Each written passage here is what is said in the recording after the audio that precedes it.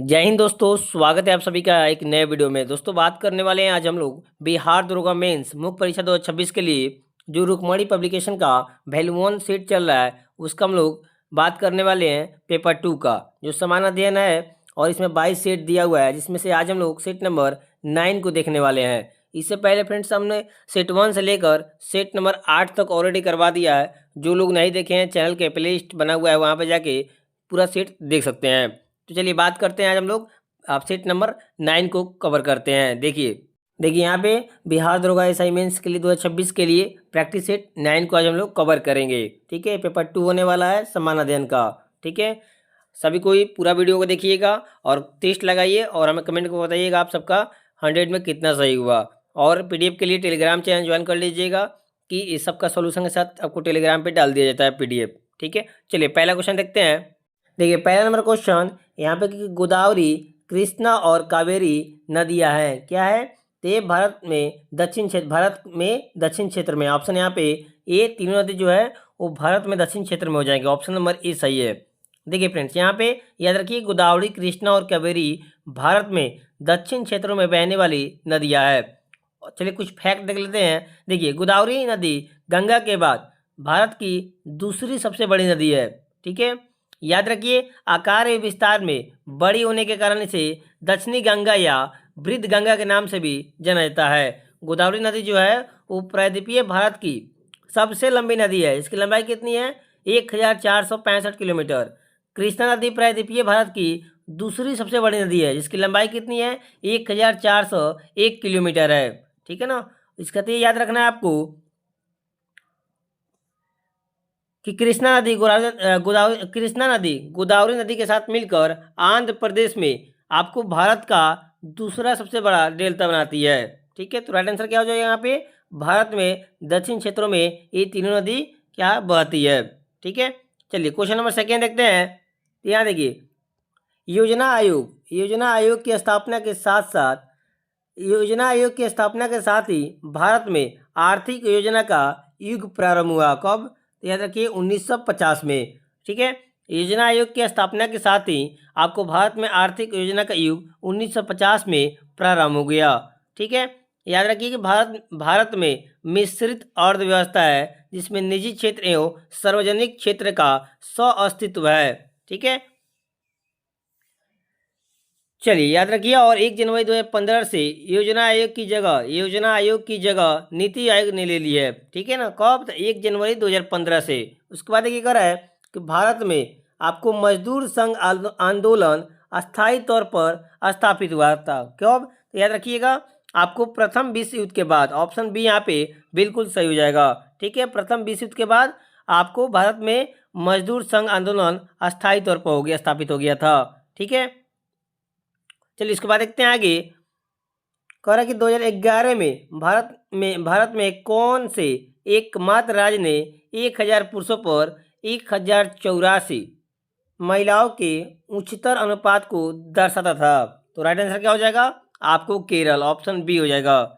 ठीक है, चलिए आगे देखते हैं। देखिए कह रहा है कि आवर्तन के आधार पर ज्वालामुखियों को किसमें वर्गीकृत किया जा सकता है? याद रखिएगा आपको उपयुक्त सभी इसका राइट आंसर हो जाएगा। सक्रिय ज्वालामुखी, निष्क्रिय ज्वालामुखी और विलुप्त ज्वालामुखी, तीनों में आप इसको आवर्धन के आधार पर तीनों को ज्वालामुखियों को आपको वर्गीकृत किया जा सकता है। ठीक है, राइट आंसर क्या हो जाएगा? सक्रिय ज्वालामुखी, निष्क्रिय और आपको विलुप्त ज्वालामुखी। ठीक है, याद रखिए कि ज्वालामुखी क्रिया में सबसे अधिक जलवाष्प गैस निकलते हैं। ठीक है,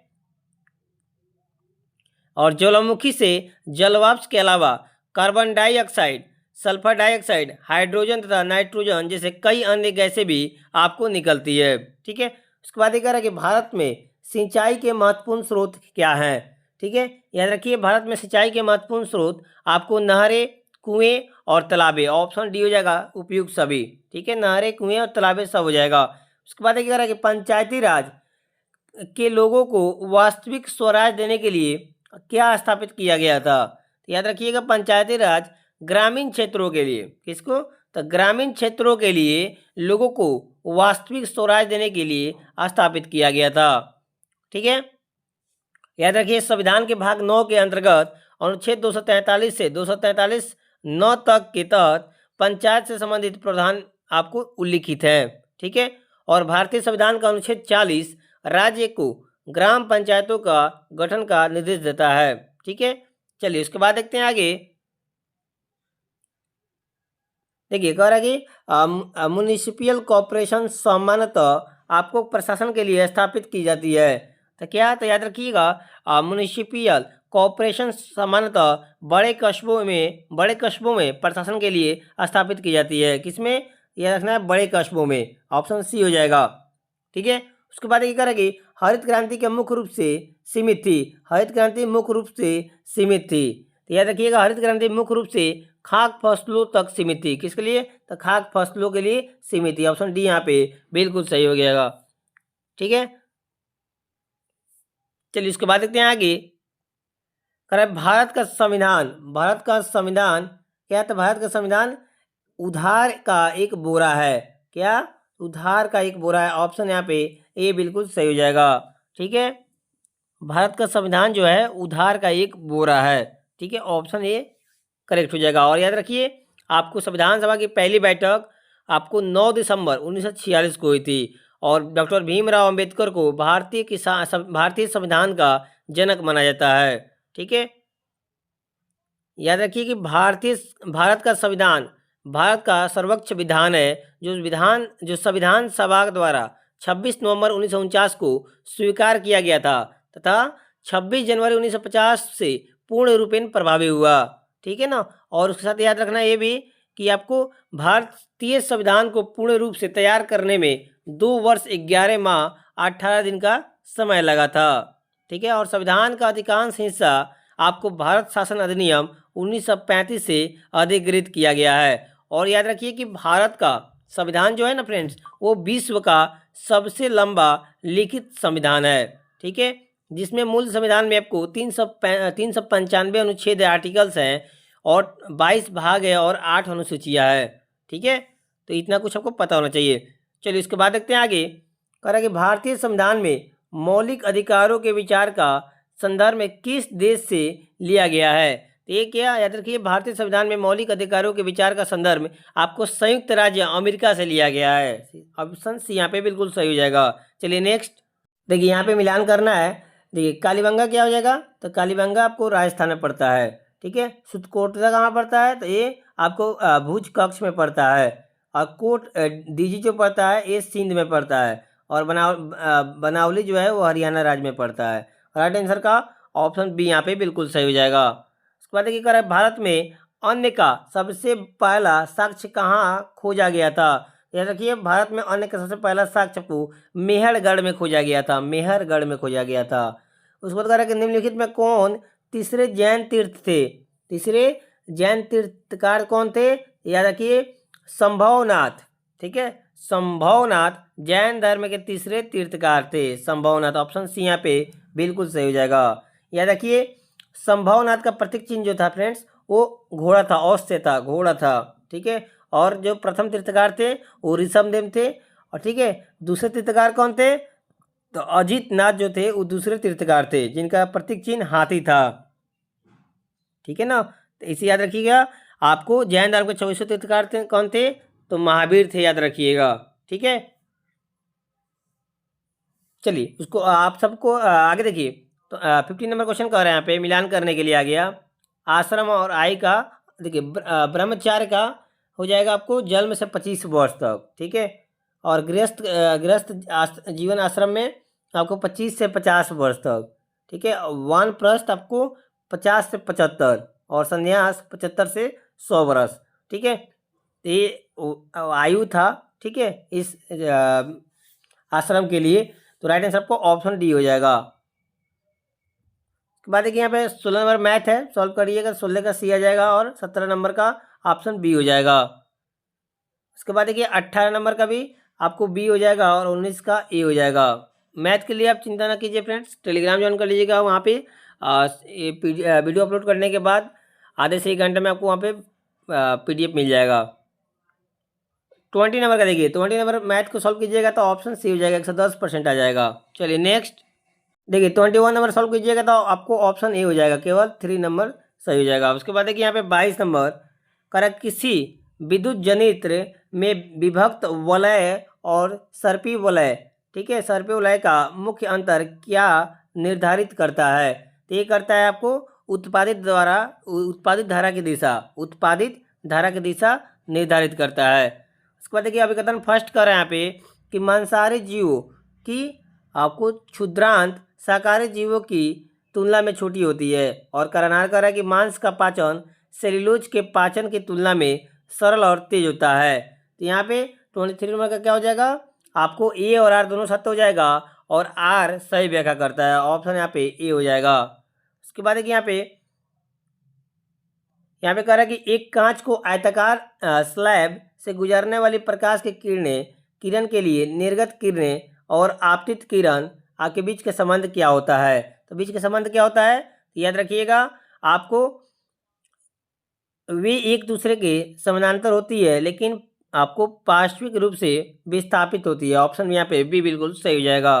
उसके बाद क्या है, निम्नलिखित में कौन सा यौगिक नीला थोता के नाम से जाना जाता है और इसमें क्रिस्टलन जल के कितने अणु होते हैं? तो याद रखिएगा आपको कितने होते हैं, तो याद रखिएगा आपको कॉपर सल्फेट 5H2O होते हैं, ऑप्शन नंबर बी सही हो जाएगा। उसके बाद देखिए आगे हमारे शरीर में लसिका का मुख्य कार्य क्या है, पूछ रहा है।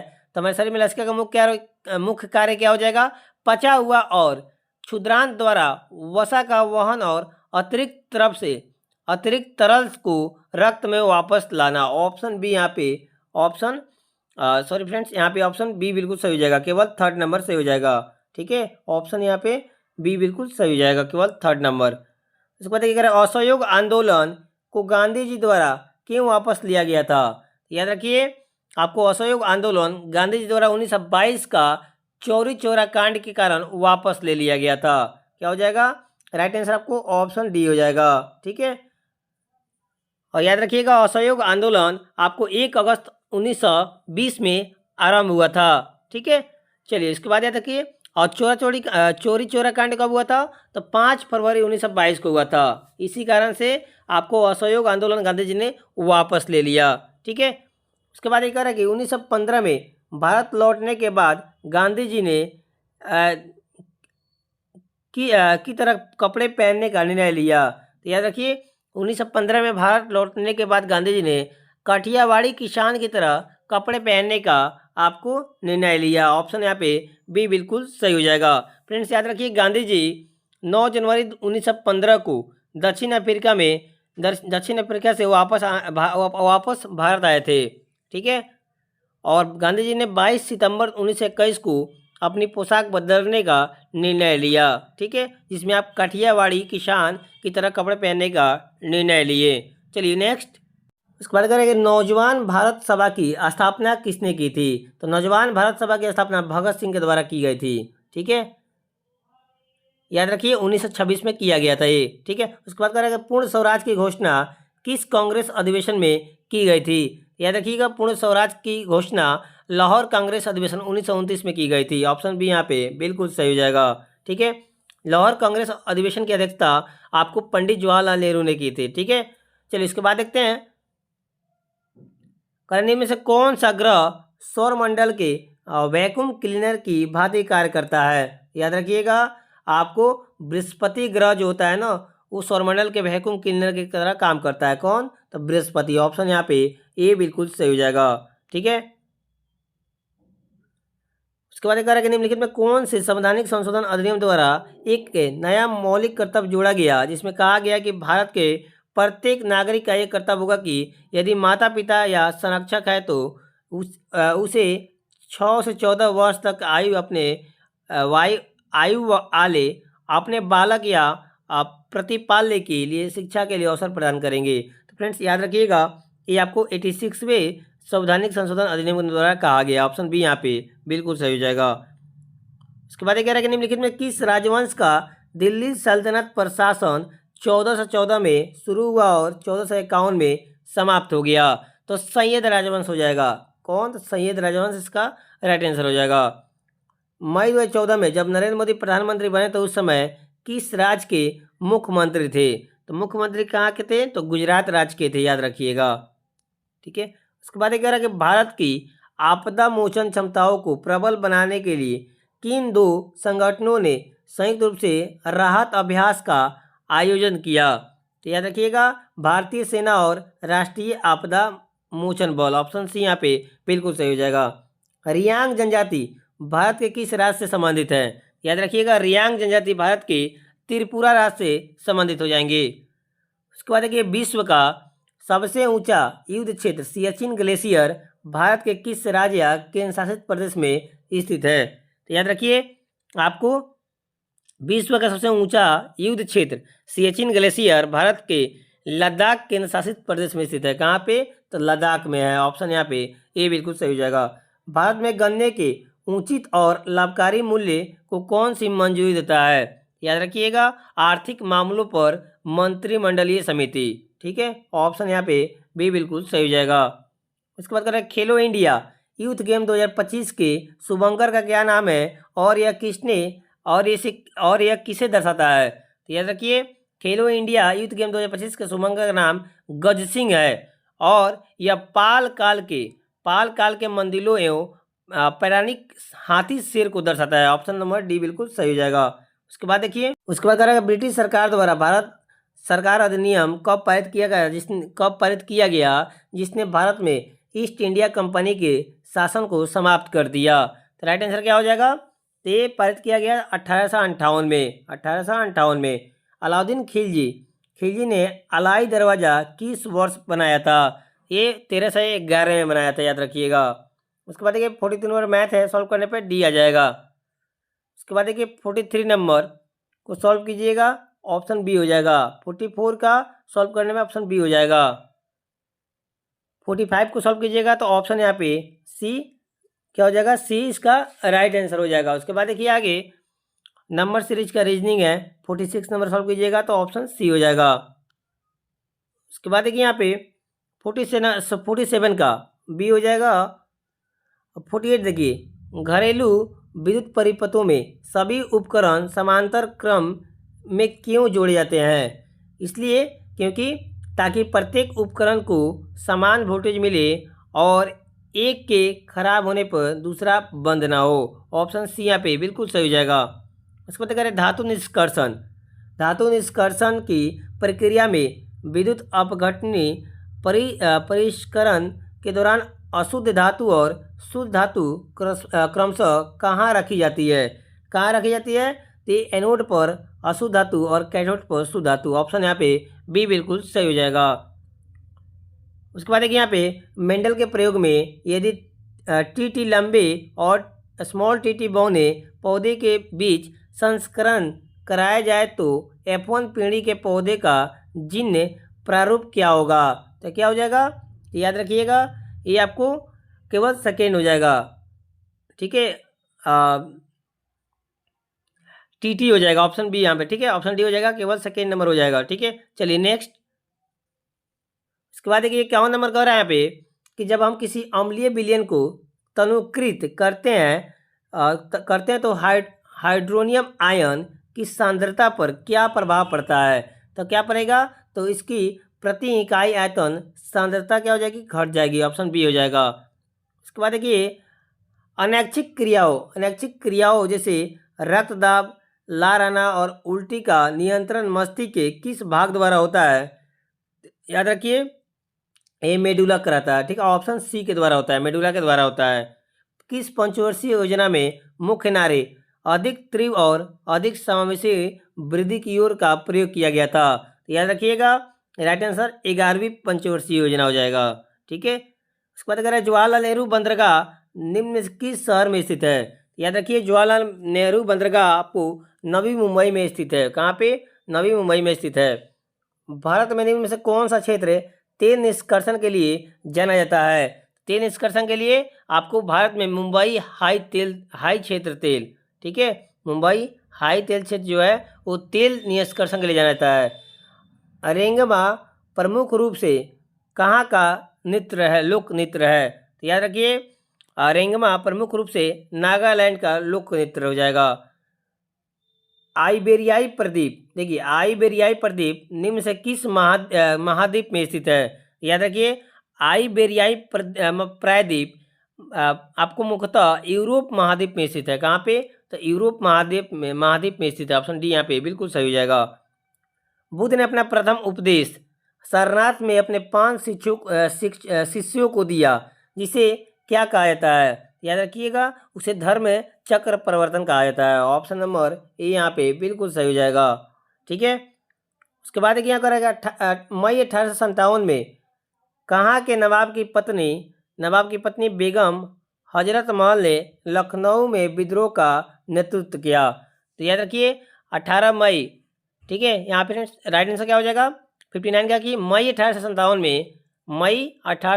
में अवध के नवाब की पत्नी बेगम हजरत महल ने लखनऊ में विद्रोह का नेतृत्व किया था। किसकी? तो याद रखिए आपको अवध के नवाब की पत्नी ने। कहाँ पे? तो अवध हो जाएगा इसका राइट आंसर, अवध हो जाएगा। उसके बाद क्या करें? निम्न में कौन सी नदी बेसिन आपको विश्व की सर्वाधिक आबादी वाली नदी बेसिन है? तो राइट आंसर क्या हो जाएगा? आपको गंगा नदी। भारत की संसद में आपको शामिल होते हैं कौन कौन? तो याद रखिए भारत के संसद में आपको राष्ट्रपति, लोकसभा और राज्यसभा शामिल होते हैं। ऑप्शन डी यहाँ पे। ठीक है, उसके बाद देखिए आगे आयकर है कि भारत में किसके जन्मदिन के अवसर पर राष्ट्रीय एकता दिवस मनाया जाता है? याद रखिएगा भारत में सरदार वल्लभ भाई पटेल के आपको जन्म दिवस के अवसर पे राष्ट्रीय एकता दिवस मनाया जाता है। भारतीय संविधान के अनुसार कितने वर्ष की आयु तक बच्चों को मुफ्त और अनिवार्य शिक्षा प्रदान करने का अधिकार है? तो ये 14 वर्ष के आयु तक बच्चों को मुफ्त और अनिवार्य शिक्षा प्राप्त करने का अधिकार है। चलिए नेक्स्ट, कालिदास ने मेघदूत नामक अपने काव्य को निम्न से किस भाषा में लिखा था? ते संस्कृत भाषा में लिखा था। याद रखिएगा 1997 में भारत सरकार द्वारा कार्यान्वित किए जा रहे स्वरोजगार कार्यक्रम के लिए आपको SRY का पूर्ण रूप क्या हो जाएगा? तो याद रखिए इसका पूर्ण रूप हो जाएगा आपको स्वर्ण जयंती शहरी रोजगार योजना। ऑप्शन सी हो जाएगा। उसके बाद यहाँ पे करा निम्न से कौन सा शहर भारत में लौह और इस्पात यानी स्टील उत्पादन के लिए प्रसिद्ध नहीं है? तो याद रखिएगा सूरत शहर जो है ये आपको भारत में लौह और इस्पात उत्पादन के लिए प्रसिद्ध नहीं है। याद रखिए सूरत को डायमंड सिटी के नाम से जाना जाता है। ठीक है, और विश्व का लगभग 90% हीरे को पॉलिश कहाँ की जाती है? सूरत में की जाती है, सूरत शहर में की जाती है। उसके बाद एक गंगा नदी पर स्थित राष्ट्रीय जलमार्ग संख्या 1 इलाहाबाद को किससे जोड़ता है? याद रखिए इलाहाबाद को आपको हल्दिया से जोड़ता है। किससे? तो हल्दिया से जोड़ता है। उसके बाद देखिए यहाँ पे रीजनिंग है 68 नंबर का, ऑप्शन बी हो जाएगा। जिस प्रकार मुर्गी का चूजा होता है तितली का इल्ली होता है। ठीक है ना। उसके बाद देखिए 69 का सॉल्व कीजिएगा तो ऑप्शन सी हो जाएगा। 70 का बी आ जाएगा, 71 का भी आपको सी हो जाएगा और 72 का डी हो जाएगा, 73 नंबर का आपको डी हो जाएगा। उसके बाद देखिए यहाँ पे करें निम्न किस स्थिति में एक अवतल दर्पण का उपयोग करके वस्तु को सीधा और बड़ा प्रतिबिंब प्राप्त किया जा सकता है? तो क्या याद रखिए जब वस्तु फोकस एफ और ध्रुव पी के बीच हो। ठीक है, ऑप्शन यहाँ पे सी बिल्कुल सही हो जाएगा। उसके बाद देखिए यहाँ पे 75 नंबर, आधुनिक आवर्त सारणी के तीसरे आवर्त में तत्वों की अधिकतम संख्या कितनी हो सकती है? याद रखिएगा 8 हो सकती है। किसी चालक के तार में उत्पन्न ऊष्मा प्रभावित धारा के वर्ग के अनुक्रमानुपाती होती हैं। ये किसका नियम है? याद रखिएगा ये आपको जूल का तापन नियम है, या जूल का तापन नियम है। ऑप्शन बी यहाँ पे बिल्कुल सही हो जाएगा। पादपों में रंध्रीय छिद्र आपके खुलने का तत्कालिक कारण क्या है? याद रखिए तत्कालिक कारण क्या हो जाएगा?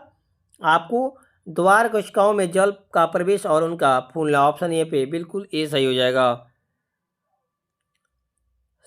ससंयोजक यौगिक आपको सामान्यतः विद्युत के कुचालक होते हैं, क्योंकि याद रखिए आपको विद्युत चालन के लिए आवश्यक आवेशित कण इनमें अनुपस्थित होते हैं। ठीक है, ऑप्शन सी यहाँ पे हो जाएगा। उनमें मुक्त इलेक्ट्रॉन और आयन नहीं होते हैं। ठीक है, निम्न में से किसका संबंध भारतीय संविधान के आपको 73वें संविधान संशोधन से है? याद रखिएगा, ये पंचायती का संबंध, पंचायतों का संबंध जो हो जाएगा ना, याद रखिए, ये भारतीय संविधान के 73वें संशोधन से है। भारतीय सिविल सेवाओं में शामिल होने वाले पहले भारतीय कौन थे? पहले भारतीय कौन थे? पहले भारतीय कौन थे? तो सत्येंद्र नाथ टैगोर थे। हर्षवर्धन निम्न में से किस वंश से संबंधित था? तो याद रखिए, हर्षवर्धन आपको पुष्यभूति वंश से संबंधित था। ऑप्शन यहाँ पे क्या हो जाएगा? ऑप्शन यहाँ पे ये बिल्कुल सही हो जाएगा। उसके बाद देखिए आगे दिए गए विकल्पों में से विश्व का सबसे लवणीय सागर कौन सा है? याद रखिएगा, लाल सागर हो जाएगा। सबसे लवणीय सागर लाल सागर हो जाएगा। भारत का पहला वाणिज्यिक परमाणु ऊर्जा संयंत्र तारापुर किस राज्य में स्थित है? याद रखिए, तारापुर आपको महाराष्ट्र में स्थित है। इथोपिया की यात्रा के दौरान प्रधानमंत्री मोदी को किस सर्वोच्च सम्मान से नवाजा गया था? तो पीएम मोदी को याद रखिएगा, द ग्रेट ऑनर निशान ऑफ इथोपिया से सम्मानित किया गया था। देखिए 85 नंबर सॉल्व कीजिएगा तो इसका राइट आंसर आपको ये पूछ रहा है यहाँ पे राष्ट्रीय जनगणना 2027 के बारे में है, तो डी हो जाएगा। चारों कथन क्या हो जाएगा? सही हो जाएगा। ऑप्शन यहाँ पे डी हो जाएगा। उसके बाद एक केंद्र सरकार हाल ही में किस राज्य में स्थित कोपरा जलाशय को राज्य का पहला रामसर स्थल घोषित किया है? तो राइट आंसर क्या हो जाएगा? आपको छत्तीसगढ़ का हो जाएगा। चलिए इसके बाद देखते हैं। देखिए कह रहा कि the one cricket my life and more किस भारतीय क्रिकेट की आत्मकथा है? तो ये आपको शिखर धवन का हो जाएगा। जूनियर पुरुष हॉकी विश्व कप 2025 का उप विजेता कौन है? तो उप विजेता कौन था? स्पेन था। उसके बाद देखिए 89 नंबर का रीजनिंग सॉल्व करने पे राइट आंसर आपको ऑप्शन ए हो जाएगा। ठीक है, 90 नंबर सॉल्व कीजिएगा तो आपको ऑप्शन ए हो जाएगा। उसके बाद देखिए 91 का सॉल्व करने पे डी हो जाएगा और 92 का भी बी हो जाएगा। 93 नंबर सॉल्व कीजिएगा तो आपको ऑप्शन क्या हो जाएगा? यहाँ पे बी हो जाएगा। 94 नंबर का डी हो जाएगा। उसके बाद देखिए यहाँ पे 95 नंबर सॉल्व कीजिएगा तो आपको ऑप्शन डी हो जाएगा। उसके बाद देखिए यहाँ पे 96 नंबर कह रहा है, यहाँ पे 96 नंबर देखिए कह रहा है यहाँ पे ओजोन परत के निर्माण के लिए निम्न में से कौन सी विक्रिया सही है? तो 96 का आपको 1 और 5 ऑप्शन सी हो जाएगा। 1 और 5 कथन है बिल्कुल सही है। उसके बाद देखिए मनुष्य में आपको यदि अंडाणु का निषेचन नहीं होता है तो क्या होता है? क्या होगा? तो क्या होता है? याद रखिएगा, मनुष्य में यदि अंडाणु का निषेचन नहीं होता है तो गर्भाशय की परत टूट जाती है और रक्त एवं म्यूकस के रूप के बाहर निकलता है। ऑप्शन सी हो जाएगा। ठीक है, उसके बाद ये कह रहा है कि एक गोली दर्पण और एक पतले गोलीय लेंस दोनों की फोकस दूरी 15 सेंटीमीटर है, तो दोनों दर्पण और लेंस समबत हो जाएंगे। याद रखिएगा, दोनों अवतल लेंस। ऑप्शन यहाँ पे ए बिल्कुल सही हो जाएगा। उसके बाद देखिए यहाँ पे कठोर जल में साबुन ठीक से झाग नहीं देता है, इसका मुख्य कारण क्या है? इसका मुख्य कारण हो जाएगा साबुन कठोर जल में उपस्थित कैल्शियम और मैग्नीशियम आयनों के साथ अभिक्रिया करके अघुलनशील अवक्षेप बनाता है। ऑप्शन बी हो जाएगा। 100 नंबर देखिए, आहार श्रृंखला में हानिकारक रसायनों जैसे कीटनाशक का सबसे अधिक संचय किस स्तर पे होता है? याद रखिएगा, आपको शीर्ष उपभोक्ता के आपको स्तर पे ज़्यादा होता है। ऑप्शन सी यहाँ पे बिल्कुल सही हो जाएगा। तो फ्रेंड्स ये रहा आपको बिहार दरोगा संयुक्त मुख्य परीक्षा 2026 के लिए आपको टेस्ट सेट नंबर 9 को मैंने करवाया जो प्लेटफॉर्म बुक का है। तो फ्रेंड्स वीडियो अच्छा लगा तो वीडियो को लाइक कीजिएगा और साथ ही चैनल पर पहली बार हो तो चैनल को सब्सक्राइब जरूर कर लीजिएगा। ठीक है, टेलीग्राम के लिए PDF जरूर ज्वाइन कर लीजिएगा। चलिए मिलते हैं एक नए वीडियो में, तब तक के लिए जय हिंद।